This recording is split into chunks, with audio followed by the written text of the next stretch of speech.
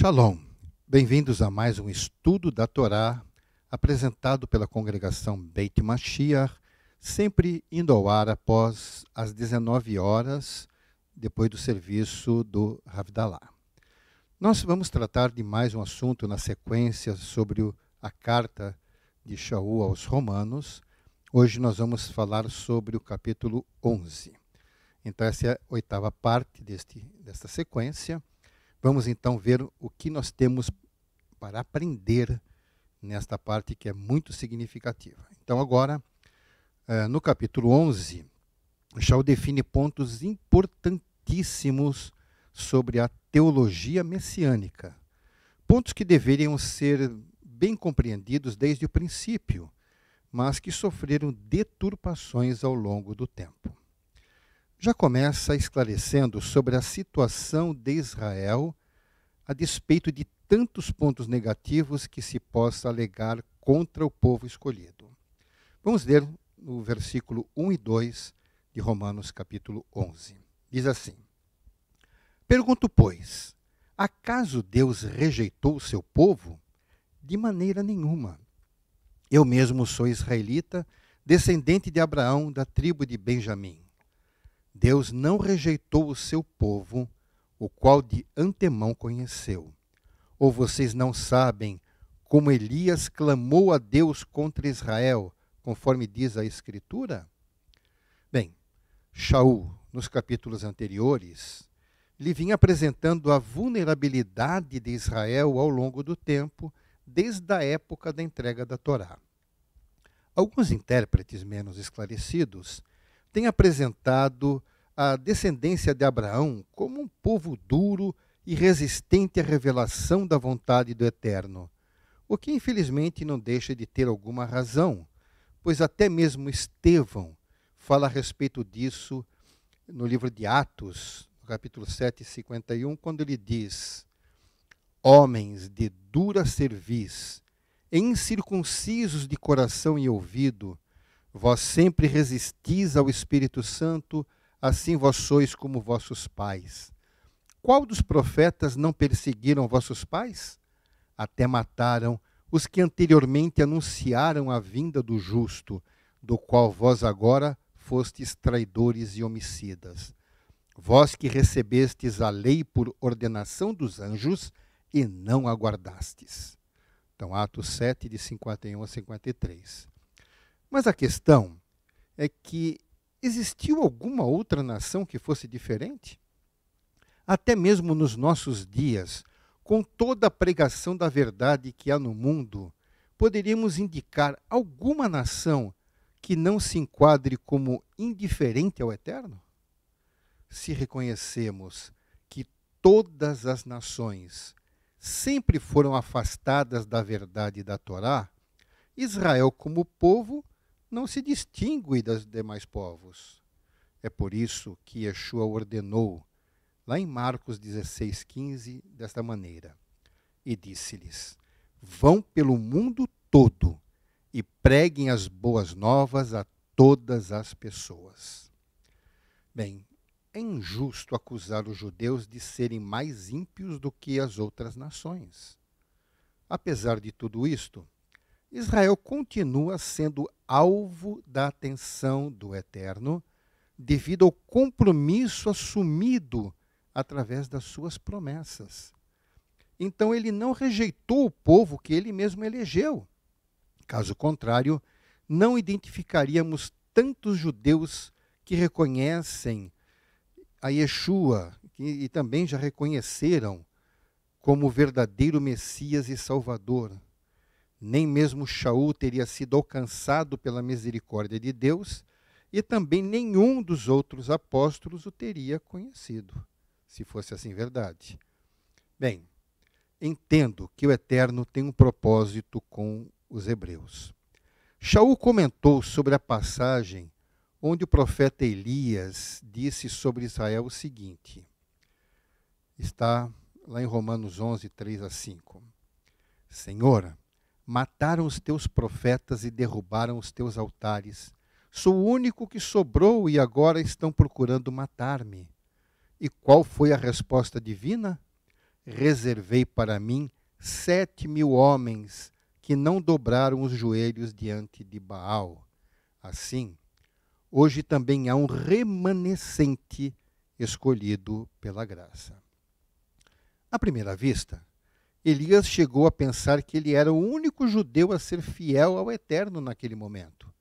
Mas a revelação divina o fez saber que o que nós pensamos ou achamos nem sempre está com a verdade. Nunca houve um tempo em que não houvesse judeus fiéis ao Criador, desde Abraão até hoje. Mas alguém poderia contestar: eram poucos? Bem, a minha resposta: o que significa poucos para o Eterno? Talvez tenhamos uma ideia deste montante, o que é pouco ou não, quando Abraão debatia com Deus sobre a destruição de Sodoma. Diz assim lá em Gênesis 18:32. Então Abraão disse ainda: não te ires, Senhor, mas permite-me falar só mais uma vez. E se apenas 10 forem encontrados? Ele respondeu: por amor aos 10, não os destruirei. Tenho certeza de que sempre houve mais do que 10 judeus que amaram ao Senhor com sinceridade em todos os tempos. Então, no tempo de Elias, quando ele pensava que estava sozinho, tinham 7.000 que ele não sabia, né? Agora, uma coisa que nós vamos encontrar que é importante no texto que nós lemos acima. A palavra remanescentes torna-se uma palavra-chave para entendermos agora o plano de Deus. A expressão escolhido pela graça, que nós lemos acima, é explicada agora nos próximos versos. Vamos ver agora Romanos 11, de 6 a 8. E se é pela graça, já não é mais pelas obras. Se fosse, a graça já não seria graça. Quer dizer, então, Israel não conseguiu aquilo que tanto buscava, mas os eleitos o obtiveram. Os demais foram endurecidos, como está escrito: Deus lhes deu um espírito de atordoamento, olhos para não ver e ouvidos para não ouvir, até o dia de hoje. Bem, o remanescente é uma comunidade de pessoas sinceras com o Eterno e que, por ser conhecida pela onisciência de Deus, é escolhida pela boa vontade do Criador para fazer parte de um corpo especial. Entendo que esse corpo é formado tanto por judeus como por gentios, pois esse remanescente é sobre todos os povos. Vamos ler o que encontramos em Isaías 10:21. Diz assim: um remanescente voltará, sim, o remanescente de Jacó voltará para o Deus poderoso. Então, nesse texto, ele está focando que, dentre o povo de Israel, somente um remanescente é que voltará. Lá em Atos, capítulo 15, verso 14, diz assim: Shimon nos expôs como Deus, no princípio, voltou-se para os gentios, a fim de reunir dentre as nações um povo para o seu nome. Então, aqui está escrito que Shimon Kefa, então Pedro, ele expôs ali naquele debate esse aspecto de que o Eterno tinha o propósito de reunir dentre todas as nações um povo ao seu nome. Então, juntando o que disse Isaías e com o que apresentou ali Shimon Kefa, nós temos o povo de Israel e povo entre os gentios que fazem parte destes remanescentes. Então, assim eu entendo que os remanescentes de judeus e gentios, tal como nós vimos nesse texto de Romanos 10:12, que já lemos anteriormente, não há diferença entre judeus e gentios, pois o mesmo Senhor é Senhor de todos e abençoa ricamente todos os que o invocam. Então, cada vez mais fica claro que para o Eterno, tanto judeus como gentios têm acesso a ele, e para com ambos ele tem um plano já estabelecido. Então, esses de duas origens, formando um corpo, formarão o que nós chamamos corpo do Messias, como nós vamos ver isto mais à frente. Mas os demais, as demais pessoas, devido à indecisão e à rejeição pura e simples, serão endurecidos, sem poderem ver ou ouvir o Ruach. Devemos atentar seriamente nestas coisas, nessa informação aqui, pois levando em conta que na nossa sociedade nós valorizamos colocações de sábios filósofos, como por exemplo Platão, Sócrates, Aristóteles e muitos outros, e sabemos que não houve sobre eles a inspiração do Ruach. Não, eles não eram fiéis ao Eterno, não conheciam Yeshua, estavam num mundo totalmente pagão, mas na sua capacidade intelectual, eles somente foram pessoas então inteligentes, que viam valores na mente humana e encontraram alguma verdade em suas meditações. Assim, também, um filósofo judeu, muitas vezes são chamados de sábios, não? Também pode ter entendimento sobre a vida da mesma forma, sem ter inspiração do Ruach. Portanto, não é racional para nós messiânicos que cada messiânico que sabe o que é viver sob a inspiração divina, assim eu entendo, que cada um que tem comunhão com Deus sabe o que é receber inspiração, porque já experimentou isto. Então não é adequado venerar e ter em alto grau de estima espiritual os chamados sábios. Porém, eles negaram, ou ainda negam, que Yeshua é o Messias, o Salvador. Só por negá-lo, já são minimizados como sábios. Bem, vamos ver agora uma citação que Shaul fez do Salmo 69, quando diz assim. Nós vemos isto no texto de Romanos 11, 9 e 10. E Davi diz que a mesa deles se transforme em laço e armadilha, pedra de tropeço e retribuição para eles. Escureçam-se os seus olhos para que não consigam ver, e suas costas fiquem encurvadas para sempre. Esse texto que nós lemos do Salmo 69, quando Davi coloca a palavra mesa ali, então mesa nesse contexto, conforme a cultura da época de Davi, se refere a um grupo de pessoas que se sentam à mesa para comer e conversar e, eventualmente, trocando ideias. Então, senta-se e fica aquela conversa, e cada um emitindo sua opinião sobre uma coisa, sugerindo alguma coisa. E Davi desejava que estas pessoas, que eram suas inimigas, que ao se sentarem à mesa para comerem e confraternizarem, elas mesmas se confundissem, que se desentendessem, então que eles não entrem em acordo, ficando confundidos para sempre. Essa foi a expressão de Davi sobre estas pessoas que o tinham como inimigo. Então, Shaul considerava que isso se aplica à liderança judaica da sua época, pois não somente rejeitaram Yeshua como Messias, como também perseguiram os messiânicos de uma forma que ele sabia muito bem como era. Estavam com os olhos escurecidos para não verem. Shaul conviveu e fez parte dessa turma. Ele sabe bem como funcionava. Seria uma pena, algo permanente.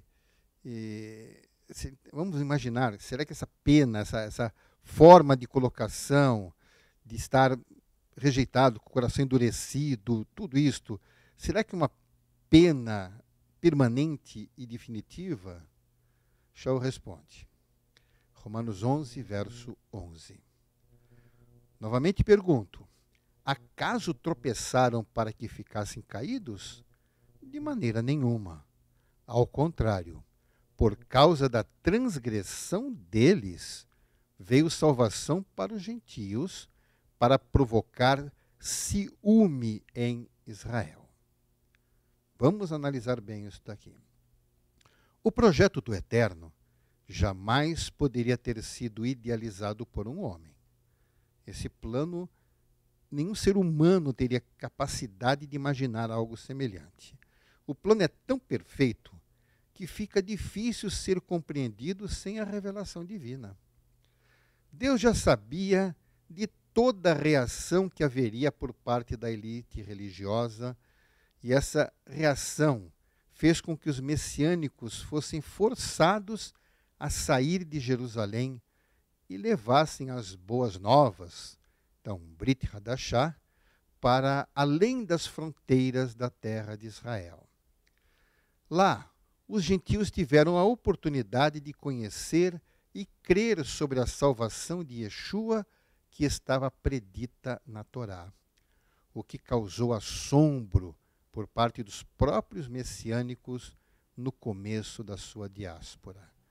Vamos lembrar que quando os messiânicos tiveram que sair de Jerusalém, porque ocorreu uma perseguição após a morte de Estevão, eles até então não tinham planos de sair imediatamente, mas foram obrigados a sair, e com isso começaram a se espalhar, primeiro pelo Império Romano, e sabemos que alcançaram regiões bem distantes de Jerusalém. Bem, vai ficar por isto mesmo? De maneira nenhuma, segundo Shaul. Lá nos versos 12 até o 14 de Romanos 11, encontramos isto. Mas se a transgressão deles significa riqueza para o mundo, e o seu fracasso riqueza para os gentios, quanto mais significará a sua plenitude. Estou falando a vocês, gentios, visto que sou apóstolo para os gentios. Exalto o meu ministério, na esperança de que, de alguma forma, possa provocar ciúmes em meu próprio povo e salvar alguns deles. Cumpriu-se agora o que nós encontramos na palavra do Eterno, lá em Gênesis 12, verso 3, que diz assim: e por meio de você, se referindo então a Abraão, todos os povos da terra serão abençoados. Tem uma promessa do Eterno feita lá no comecinho, quando do chamado de Abraão, de que da descendência dele não haveria somente um povo abençoado, mas através deles as nações da terra seriam abençoadas. Obviamente que a bênção não era só para os gentios. Israel tem até preferência sobre isso, tanto que foi o primeiro a receber a mensagem de Yeshua. Mas, sem a transgressão dos judeus, nada disso aconteceria. Mas a bênção dos gentios se tornaria a forma de Israel voltar para o Eterno. E assim, com o povo judeu sendo abençoado com a sua verdadeira techuvá, ou seja, o seu retorno para o Criador, sua bênção sobre o mundo seria maior ainda. Não estamos falando de judaísmo, estamos falando de retorno ao Eterno.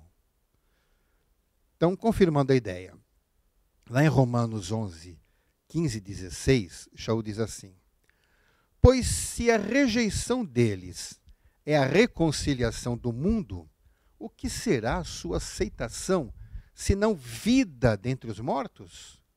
Se é santa a parte da massa que é oferecida como primeiros frutos, toda a massa também o é.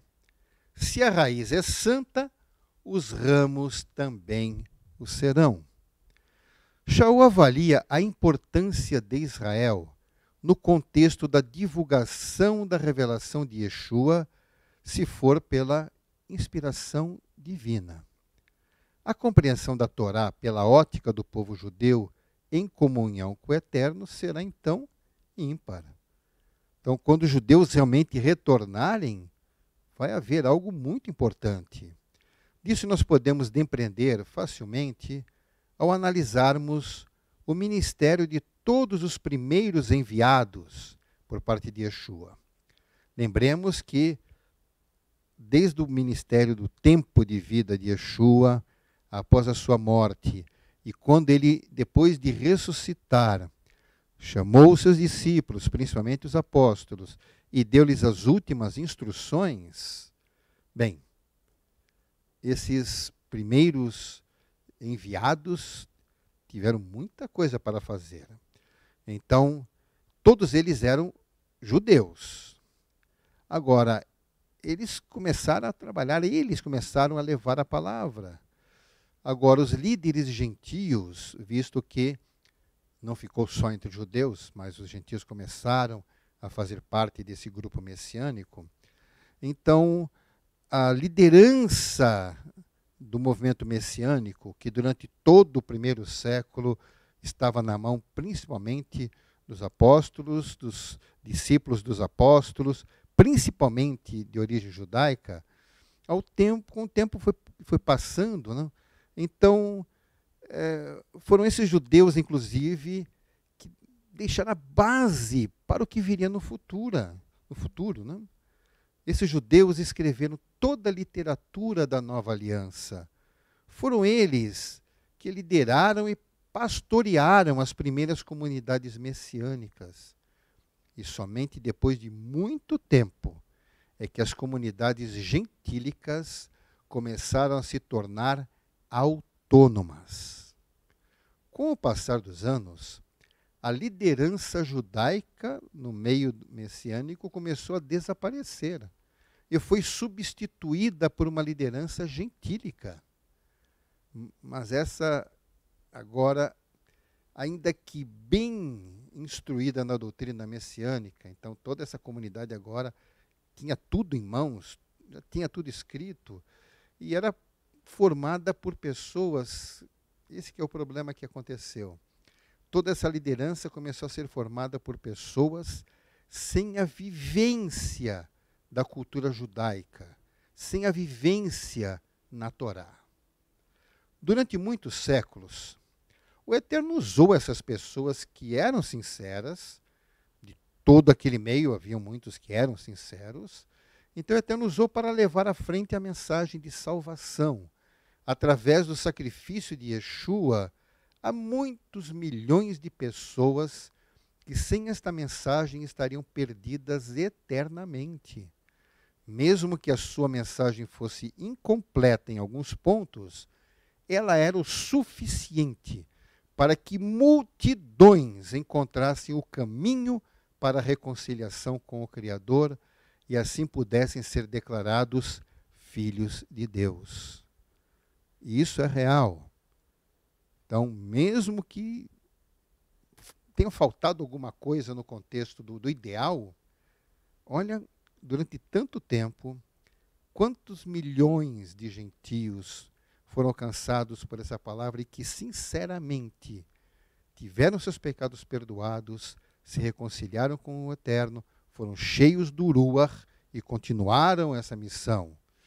Bem, os pioneiros judeus, que eram a massa santa, então, esse grupo inicial, essa massa transferiu santidade a muitos gentios. E a raiz santa, que alguns equivocadamente têm interpretado como sendo Israel, também traz santidade a todos os ramos, no caso, os messiânicos salvos por Yeshua. Vamos deixar mais claro. Romanos 11, 17 e 18 diz assim: se alguns ramos foram cortados, e você, sendo oliveira brava, foi enxertado entre os outros e agora participa da seiva que vem da raiz da oliveira não se glorie contra esses ramos. Se o fizer, saiba que não é você quem sustenta a raiz, mas a raiz a você. Esses ramos originais são os judeus. E eles foram cortados do quê? Da herança de Jacó ou da comunhão com o Eterno? Em nenhum texto está escrito que um judeu que não seja religioso ou espiritual será desligado da sua identidade como judeu. Ele nasceu descendente de Abraão. Isso não pode mudar. Ele continua judeu mesmo se for ateu. Existe uma oliveira que tem uma raiz que produz seiva para sustentar os ramos, e alguns ramos foram cortados. Então, cortados da comunhão ou da presença do Eterno. Então, esta oliveira não é o corpo de Abraão. Então, os ramos da oliveira brava, ao serem enxertados na oliveira verdadeira, não se tornam judeus ou são enxertados na descendência de Abraão. Não. São enxertados no corpo do Messias.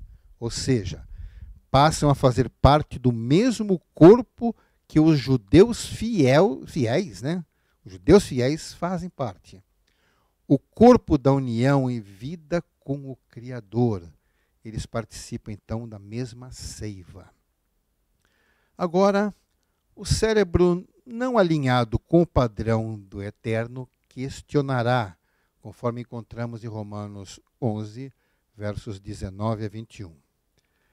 Então você dirá, os ramos foram cortados para que eu fosse enxertado. Está certo. Eles, porém, foram cortados devido à incredulidade e você permanece pela fé. Não se orgulhe, mas tema. Pois se Deus não poupou os ramos naturais, também não poupará você. O que ele quis dizer? Algumas pessoas imaginam que todos os ramos originais, ou seja, todos os judeus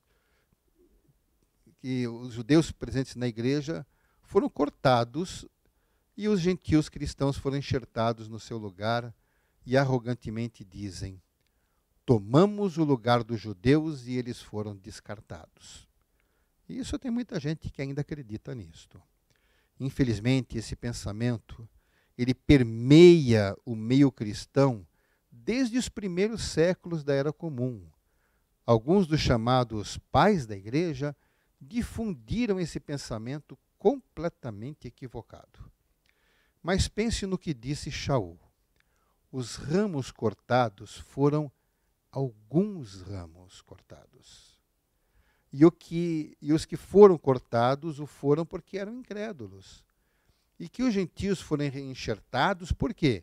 Porque permanecem na confiança. Mas se esses mesmos gentios passarem a não crer, serão cortados com a mesma facilidade. Portanto, não há motivo de orgulho para ninguém. Apenas permaneçam humildes diante da majestade do Criador. Duas coisas a considerar sempre. Vamos ver o que diz Shaul em Romanos 11, 22 a 24. Portanto, considere a bondade e a severidade de Deus. Severidade para com aqueles que caíram, mas bondade para com você, desde que permaneça na bondade dele. De outra forma, você também será cortado. E quanto a eles? Se não continuarem na incredulidade, serão enxertados, pois Deus é capaz de enxertá-los outra vez. Afinal de contas, se você foi cortado de uma oliveira brava por natureza e de maneira antinatural foi enxertado numa oliveira cultivada, quanto mais serão enxertados os ramos naturais em sua própria oliveira? Bem, tem muita gente que crê em Deus, mas só deseja considerar a bondade, como se Deus fosse um velhinho com coração de vovô que só quer paparicar os netinhos. Isso não corresponde à verdade. A severidade do Eterno está associada à bondade, pois ele é justo de forma perfeita. Tanto ele pode cortar um gentio que for enxertado se faltar a credibilidade, como pode reintegrar um ramo que fora cortado anteriormente, caso se arrependa e passe a confiar. Agora, mais um ponto gerador de interpretações variadas. Vamos ver agora o que dizem Romanos 11, de 25 a 27. Diz assim: Irmãos, não quero que ignorem este mistério, para que não se tornem presunçosos. Israel experimentou um endurecimento em parte até que chegasse a plenitude dos gentios. E assim, todo Israel será salvo, como está escrito, virá de Sião o Redentor que desviará de Jacó a impiedade. E esta é a minha aliança com eles, quando eu remover os seus pecados. Bem, este texto ele tem um paralelo com o texto que encontramos em Lucas 21. Então, Lucas 21, verso 24, diz assim: Cairão pela espada e serão levados como prisioneiros para todas as nações. Jerusalém será pisada pelos gentios até que os tempos deles se cumpram. Temos coisas paralelas aqui. Existe um mistério entre o que Yeshua e o que Shaul relata. O assunto é, acho que nós encontramos em algumas versões como plenitude dos gentios. Yeshua disse que Jerusalém seria pisada pelos gentios até que os tempos deles se cumpram. E Shaul disse que o endurecimento dos judeus duraria até que se atingisse a plenitude dos gentios. Sabemos que Jerusalém caiu para o controle e governo dos gentios quando o general Tito, que era filho do imperador Vespasiano, quando ele conquistou a cidade, eliminando toda e qualquer revolta e expulsando os habitantes judeus de lá. E assim, Jerusalém passou a ser pisada pelos gentios desde o ano 70 da Era Comum. Já o endurecimento veio, em parte, aos judeus progressivamente nos anos que se seguiram após a dispersão pela perseguição romana. O controle da cidade de Jerusalém passou por governo gentílico de mão em mão por séculos, bem como a maioria dos judeus mantinha grande resistência quanto à revelação do seu próprio Messias. Depois de quase 20 séculos, no período de restabelecimento de Israel à sua terra, em 1967, ocorre algo realmente marcante.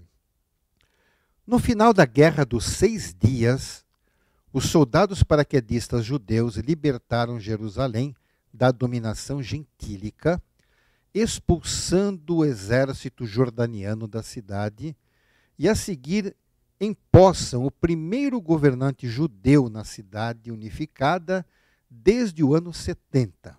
Então, o primeiro prefeito desta nova época, por ser prefeito da cidade, é o tal de Ted Kollek. Então, um sionista que se tornou famoso, ele foi prefeito de Jerusalém por 28 anos. Bem, para associarmos estes eventos com o que Shaul disse, foi observado que depois da data de 1967, um número crescente de judeus passaram a receber Yeshua como Messias e Salvador, culminando com a organização e o crescimento do que veio a ser chamado, depois disso, de movimento judaico messiânico, sendo este o caminho para a salvação de todo Israel. E o que significa, então, que os gentios chegaram à sua plenitude? Podemos entender a ordem de Yeshua de levar as boas novas aos 4 cantos da terra, que já estava cumprido. Yeshua disse para ir por todo o mundo e anunciar o evangelho a toda criatura. Bem, demorou para que isso acontecesse, mas nós podemos entender que, de alguma forma, o evangelismo levou conhecimento da Bíblia em todas as nações, já nessa época de 1967, de forma direta ou não. Isso não significa que o trabalho acabou, mas significa que o espaço em todos os cantos foi alcançado. Só que o número dos salvos ainda não foi alcançado, não completou ainda. Mas, geograficamente, a mensagem, de uma maneira ou de outra, já alcançou todos os cantos da terra. Sobre a salvação dos judeus, observamos que é um processo gradativo, quando o número de judeus messiânicos cresce paulatinamente em todo o mundo, com a sua influência alcançando até mesmo a igreja já estabelecida. O judaísmo messiânico crescerá muito ainda, a ponto de influenciar uma parcela tão grande da comunidade judaica que ela será identificada como messiânica, e assim se estenderá como todo Israel será salvo, assim será entendido. Então, é muito comum usar-se a palavra todo, precisamos entender bem isso também, como indicativo de uma grande parcela representativa de alguma coisa. Da mesma forma que hoje usamos a expressão, todo mundo faz tal coisa, mesmo nós sabemos que tem pessoas que não fazem aquilo, algumas pessoas não. Queremos dizer que muitos fazem, e usamos a palavra todo mundo.